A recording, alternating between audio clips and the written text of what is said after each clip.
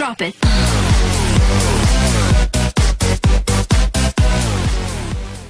Hai Sobat Sonora, jumpa lagi di Ruang Psikologi. Tentunya hari ini kita akan membahas pembahasan yang sangat menarik banget nih Sobat Sonora, yaitu kebutuhan versus kebahagiaan. Nah tentunya Sobat Sonora, pernah nggak sih Anda ini merasa hidupnya hampa atau tidak bermakna, susah jadi diri sendiri gitu ya. Terus ikut-ikutan dengan lingkungan misalnya, selalu merasa kesepian atau tidak fokus pada masalah-masalah yang dihadapi, sehingga kita ini ngerasa hidup kita ini tidak berguna Sahabat Sonora, dan I hate myself gitu ya. Entah kita merasa mungkin nggak ganteng atau ngerasa nggak cantik, nggak kaya, nggak pinter dan lain sebagainya. Nah hari ini kita akan bahas nih Sahabat Sonora. Tentunya saya tidak sendiri, saya bersama Miss Suryana SPSI MPD Psikolog. Selamat sore Miss Ana. Selamat sore Mas Putra. Sehat ya? Astungkara sehat. Oh, Selamat tahun baru juga. Selamat tahun baru juga. Akhirnya kita ketemu 1 tahun kemudian ya. Iya, udah lama banget ya, Januari ke Januari. Oke, kita akan membahas tentang kebutuhan versus kebahagiaan. Betul. Ini. Ini menarik banget gitu ya. Mungkin sebelum lanjut nih membahas tentang kebutuhan versus kebahagiaan ini, atau membahas bagaimana sih kita biar hidup lebih bermakna, lebih bahagia, mungkin bisa sedikit dijabarkan kepada sahabat sonora yang lagi nonton di YouTube kita, kebutuhan dasar hidup manusia itu seperti apa gitu, Miss? Nah, sebelum saya menjabarkan apa itu kebutuhan, kita harus membedakan kebutuhan dan keinginan.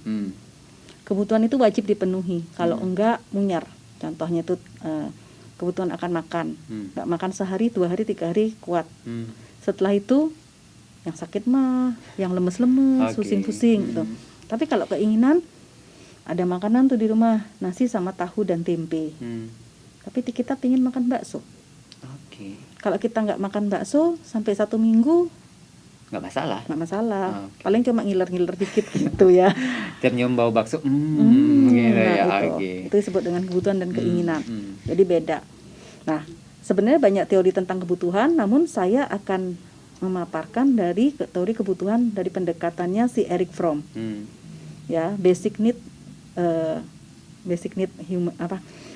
teori kebutuhan dasar manusia. Ya, di sini ada 5 kebutuhan dasar menurut Fromm, bukan menurut Wiryana. Apa aja tuh? Yang pertama adalah relasi atau membangun hubungan dengan orang lain.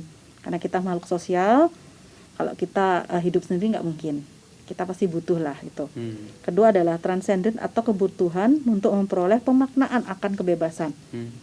Jadi di sini hidup itu adalah pilihan. Kita bebas memilih. Born free, kan ada lagunya tuh. Kayak gitu. Kemudian yang ketiga adalah rootedness atau kebutuhan untuk mengetahui asal usul siapa diri kita, tahu kelebihan kekurangan kita sehingga kita hidupnya merasa lebih nyaman. Dan yang keempat adalah sense of identity, yaitu kebutuhan untuk melihat keunikan diri sendiri dan lebih mengenal diri secara utuh. Dan yang kelima adalah frame of orientation, yaitu kebutuhan untuk mencari identitas. Jadi keunikan kita itu siapa? Sehingga di sini kita tahu role kita, peran kita tuh siapa. Hari ini Mas Putra adalah seorang host. Tapi nanti jam 9 malam begitu sampai di rumah, Mas Putra itu adalah seorang anak. Dari orang tua saya. Dari orang tua, kayak gitu. Jadi kebutuhan dasar hidup itu menurut siapa tadi? Erich Fromm. Erich Fromm itu ada 5 ya, itu kebutuhan dasar hidup. Nah, mungkin bisa dijelasin sedikit gitu, Miss, dijabarkan sedikit-sedikit ya, dari kebutuhan dasar yang pertama, kedua, ketiga, dan keempat, dan yang kelima. Itu seperti apa gitu? Nah, tadi sudah dijabarkan sedikit, cuma bagaimana cara kita memenuhi kebutuhan itu. Kalau kita memenuhinya secara negatif, maka itu tadi Mas Putus di awal sudah cerita ya. Aku merasa I hate myself. Aku merasa nggak ganteng, nggak cantik, nggak kaya, pokoknya nggak semua gitu ya. Aku benci diriku. Sehingga dia tidak bisa menjadi diri sendiri. Nah, kita lihat dari kebutuhan yang pertama itu adalah relasi ya. Cara memenuhinya yang negatif itu adalah submisif dan dominan. Kalau submisif itu ngikut deh apa kata orang. Ngikut aja gitu. Ngikut aja. Jadi supaya dia diterima oleh dalam relasinya, dia ngikut apa kata orang meskipun dia nggak demen, nggak suka.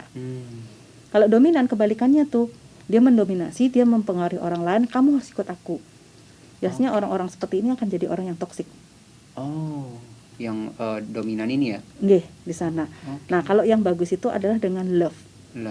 Ciri-ciri love itu ada 4, yaitu yang pertama adalah caring. Caring itu adalah kita mau merawat. orang yang kita cintai. Hmm. Jadi membantu merawat dengan tulus tanpa tendensi apapun. Tanpa ada pemikiran, ada feedback apapun gitu ya. Iya. Misalnya tuh cinta seorang ibu sama anaknya. Hmm. Dia ngerawat, aku gede jadi apa? Nggak mungkin kan aku merawat anakku supaya besok dia jadi investasiku. Terus nih kamu ngebayarnya segini nih Oh, uangnya gitu ya. nah itu enggak kan kalau dari ibu kita kayak gitu. Yang kedua adalah responsibility. Nah di sini adalah kemampuan untuk merespon orang yang kita cintai dengan baik. Seperti apa tuh yang baik gitu? Nah di sini kita tidak mau mengambil alih tanggung jawab dia, tapi kita memahami orang yang kita dicintai. Ya biarkan dia memilih. Karena itu nanti terkait dengan kebutuhan yang lain, dia memiliki kebebasan untuk menentukan hidupnya. Yang ketiga itu adalah respect. Nah, di respect ini kita menghormati keinginan orang lain yang kita cintai tanpa ada niat untuk menghakimi. Antara respect dan responsibility ini akan bisa dilakukan kalau kita bisa mengempati. Oh, ada kaitannya ya? Iya, itu kata kuncinya di situ. Dan yang terakhir adalah knowledge. Sekolah lagi nih kita. Sekolah lagi, oke. Nah, knowledge ini adalah kemampuan untuk melihat orang lain dari perspektif orang itu. Empati lagi. Kenapa sih Putra adalah Putra, Wiriana adalah Wiriana. Jadi nggak usah seragam semua kayak gitu. Jadi kita bisa, kalau sekarang apa sih istilahnya itu, keberagaman itu loh, pluralisme. Nah, jadi di sana, jadi nggak langsung menghakimi kalau nggak sesuai dengan sorohnya tuh, kalau kita di Bali itu langsung marah-marah kayak gitu. Sedangkan kebutuhan yang kedua itu adalah transcendent. Transcendent juga dipenuhi dengan dua cara, positif dan negatif. Kalau pendekatan negatifnya itu adalah destruktif. Kalau pendekatan positifnya itu adalah kreatif. Destruktif itu merusak. Misalnya tadi tuh, kalau misalnya golongan tertentu dia nggak sesuai dengan sorohnya itu tadi, dia hancurin. Atau gampangnya tindakan anarkis. Kalau kreatif itu kita menciptakan sesuatu untuk kebaikan masyarakat banyak. Jadi di sana, entah dia membantu, dia buka. Kalau sekarang kan mulai ada tuh bank sampah, membantu ibu-ibu sekalian membersihkan lingkungan. Nah itu adalah pendekatan kreatif yang sering disebut dengan social entrepreneur. Tuh. Sedangkan kebutuhan ketiga atau rootedness itu adalah kenyamanan untuk mengetahui asal usul hidup kita. Nah di sini kita merasa nyaman secara mental. Jadi di sana orang yang nyaman dengan dirinya, nyaman dengan lingkungannya, dia akan bisa beradaptasi dengan baik. Jadi di sana ya. Nah pendekatan juga ada dua, positif negatif. Yang negatif itu adalah fixation. Itu menahan diri, tergantung, merasa tidak berdaya. Nah biasanya ini tipe-tipe orang yang akan menjadi playing victim, drama queen seperti itu. Oke, itu secara negatif pendekatannya ya. Itu fiksasi ya. Kalau yang positif adalah dengan wholeness. Wholeness itu dia nyaman dengan dirinya sendiri dan mandiri dalam mengambil tindakan. Tidak tergantung dengan orang lain tapi tanpa merugikan. Nah, dia akan bisa wholeness kalau dia tahu kelebihan kekurangan dirinya sendiri. Mengetahui kelebihan dan kekurangan itu ya. Nah, kebutuhan yang keempat itu adalah sense of identity. Itu adalah kebutuhan untuk melihat diri sendiri sebagai bagian yang terpisah dari kelompok. Nah, di sini seseorang akan merasa dan mengakui keunikan dirinya. Jadi kalau tadi sudah wholeness, dia tahu kelebihan kekurangan dirinya, maka dia akan bisa nyaman dengan hidupnya. Pendekatannya juga dua, negatif dan positif. Kalau negatifnya itu seperti submisif tuh ya, pengikatan diri terhadap kelompok. Dikit-dikit tergantung apa kata kelompok. Gak berani beda, sampai pakai baju pun harus atau sama. Jam ngentut pun juga sama kayak gitu. Parah sih itu ya. Sarkas banget omongannya. Ya, itu yang parah tuh kayak gitu. Kalau yang positif adalah individuality. Jadi itu tadi dia tahu perannya. Hari ini Mas Putra adalah seorang host. Tapi beberapa jam lagi Mas Putra adalah seorang kekasih. Besok Mas Putra bisa jadi menjadi seorang anak. Besok lusa Mas Putra adalah pengayah di Banjar, misalnya seperti itu. Dan kita tahu. Kalau kita sudah tahu role kita, kita tidak akan mengeluh. Kita nggak akan iri dengan orang lain. Dan kebutuhan yang kelima adalah frame of orientation. Di sini kita, kalau tadi keempat kebutuhan di atas itu sudah terpenuhi, biasanya itu karena kita sudah mempunyai makna diri. Kita tahu goal kita. Contohnya tuh kalau kita kepingin kaya, kayanya itu seperti apa? Detail gitu ya. Detail dan dapat terukur. Pendekatan juga sama, negatif dan positif. Kalau yang negatif itu irasional. Tidak rasional. Aku mau kaya tuh, pokoknya kalau aku sudah kerja aku bisa punya rumah dan sebagainya untuk membahagiakan orang tuaku. Mohon maaf, dia ternyata kerjanya pada sektor tertentu dan sebagai staff. Tapi harapannya bisa punya rumah di Jimbaran di mana, bukan nggak boleh ya, gitu ya. Tapi tidak realistis, tidak rasional. Mimpi yang realistis gitu ya. Realistis seperti itu. Beda dengan orang rasional. Oh, aku bekerja di sini. Aku mendapatkan penghasilan sebulan sekian. Aku boleh hidup sekian rupiah, sekiannya aku tabungkan. Setelah bekerja setahun, aku bisa punya uang untuk DP sepeda motor. Itu realistis ya. Oke, itu ya 5 kebutuhan dasar ya, Miss ya. Oke, nah tadi kan sebelum nanti ke tips nih yang terakhir ya untuk hidup lebih bermakna dan juga bahagia. Tadi sempat disinggung tentang empati dan simpati. Nah, ini kan banyak mungkin di masyarakat menyamakan keduanya ini. Tapi sebenarnya empati dan simpati ini gimana, Miss? Sesuatu yang berbeda banget, Mas Putu, dan memang sering salah kaprah. Nah, empati itu adalah, contohnya gini tuh, kita bertukar sendal nih. Aku pakai sendalmu, dirimu pakai sendalku, dengan ukuran yang berbeda, dengan pattern yang berbeda. Dan Kau pakai sepatuku nyaman nggak sih? Enggak kan? Jadi kau bisa merasakan penderitaanku. Tapi tanpa mengambil alih tanggung jawab, aku menggunakan sepatumu seumur hidup. Hanya merasakan. Kalau simpati? Kalau simpati ada keterlibatan emosi berlebihan. Iya nih sepatu kurang ajar loh, sepatunya nggak salah, sepatunya kurang ajar, dia banting-banting itu sepatunya. Padahal yang salah kan bukan sepatunya, ukurannya aja nggak pas. Oke, berarti kalau simpati itu lebih melibatkan emosi ya? Jadi kalau tadi dalam relasi tuh dia cenderungnya tuh dengan cara-cara dominan, dan kalau tadi yang lain tuh adalah destruktif. Dia merusak, dia harus mengikuti gayaku kayak apa, kayak gitu.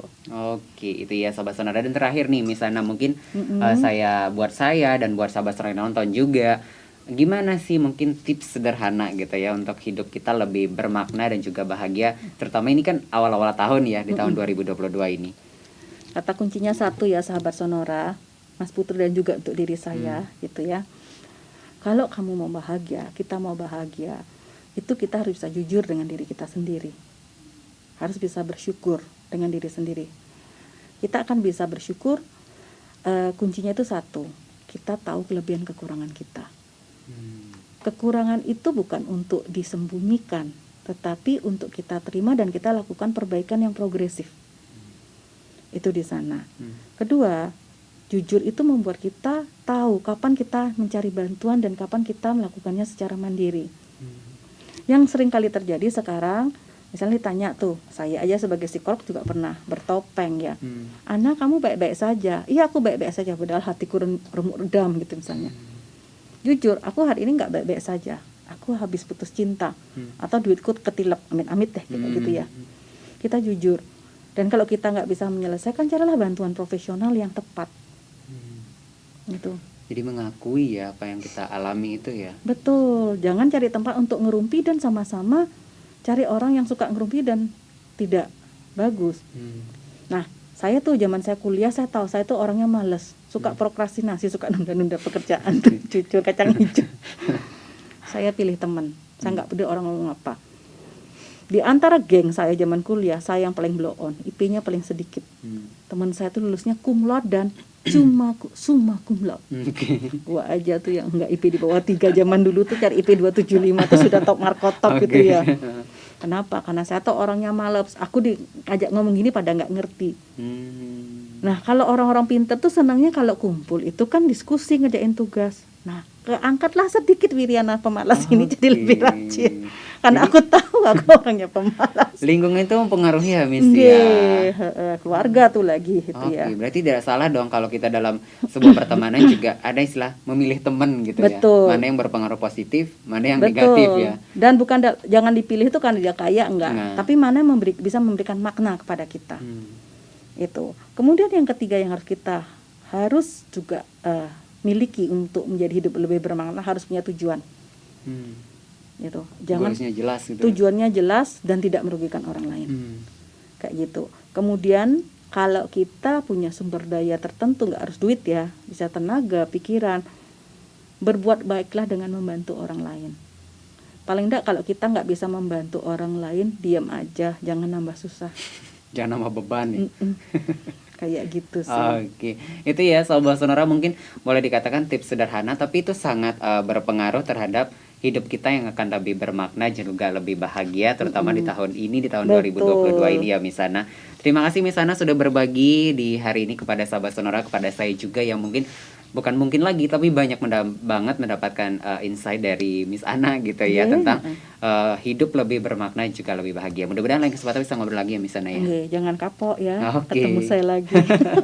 Oke Sobat Sonora, itu dia obrolan kita untuk sore hari ini di Ruang Psikologi, kebutuhan versus kebahagiaan. Mudah-mudahan kita semua di tahun 2022 ini hidupnya lebih bermakna dan juga lebih bahagia. Kita jumpa lagi di lain kesempatan. Kalau Anda ingin mendengarkan obrolan ini lebih lengkap lagi, Anda bisa cari di Spotify, cari aja Sonora Bali 98,9 FM. Selamat sore dan sampai jumpa. Bye-bye.